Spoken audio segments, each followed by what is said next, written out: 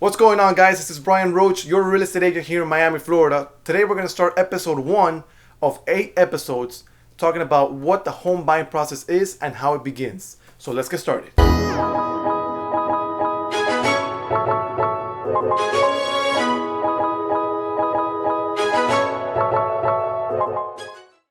Alrighty, so the first step to the home buying process is pretty simple.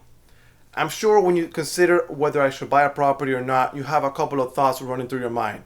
Okay, I'm going to be moving out of my home. I don't want to be living with my parents anymore. I want to buy my own place. Or you're getting a new job in a different state and you're thinking, okay, I don't want to depend on a landlord having to run the risk of maybe moving out every year and or increasing the rents every year. So I want to buy my place in this new location that I'm getting a new job in. So that could be other questions you may be asking.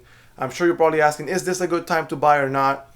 And when all these questions you're asking yourself all these questions and you want to get answers, I'm sure a lot of you, the first thing you do is, okay, let me just go into these Zillow, Realtor.com or any real estate page to start looking at properties, see what the homes are worth.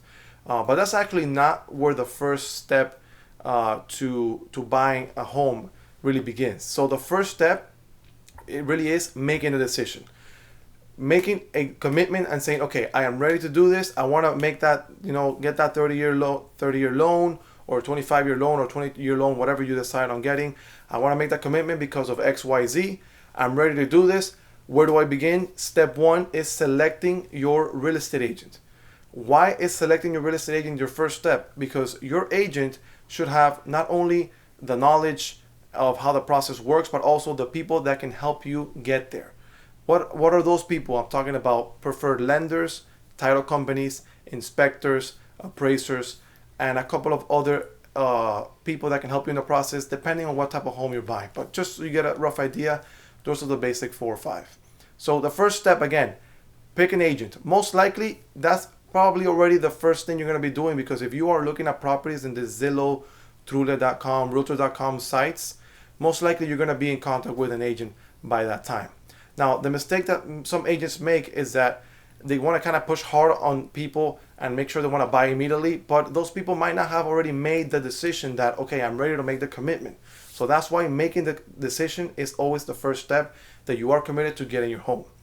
Then the second step, after you select an agent, you need to be pre-qualified and select a lender.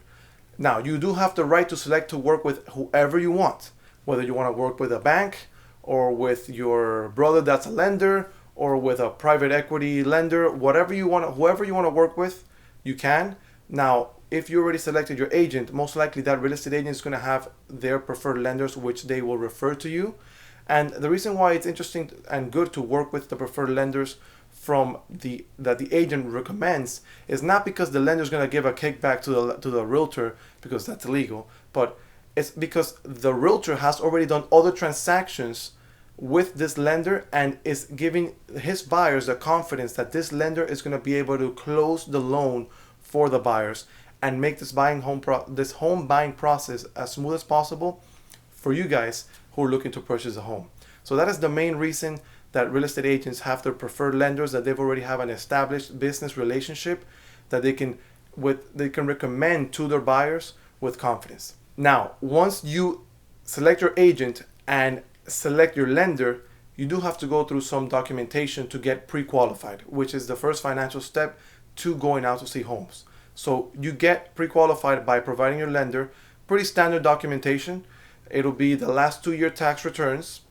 If you have a W-2 or 1099, you would also provide a copy of that, a copy of your licenses of all the adults that will be applying for the loan, the last 2 months pay stubs, last 2 month bank statements, and most likely you will also fill out a loan application to apply.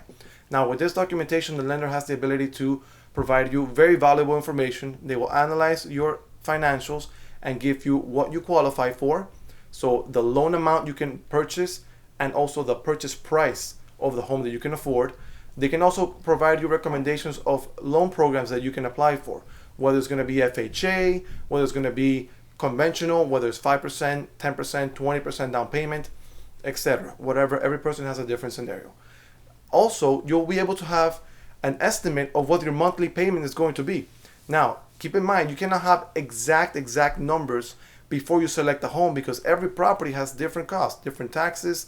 In the case you have association, there is different association maintenance fees, insurance costs, etc. But with the pre-qualification process, you can get a rough estimate of what your monthly payment is going to be for the pre-qualified purchase price amount that you're going to get. So once you do this, you're going to get a pre-qualification letter, and you will be able to go out with your realtors to start seeing properties. Now, on the next episode, we're going to cover the step number 2 within the home buying process for you guys to have a better idea of what to do next. Thank you guys for joining me. This is Bryan Roach, your real estate agent here in Miami, Florida, and I'll see you next time.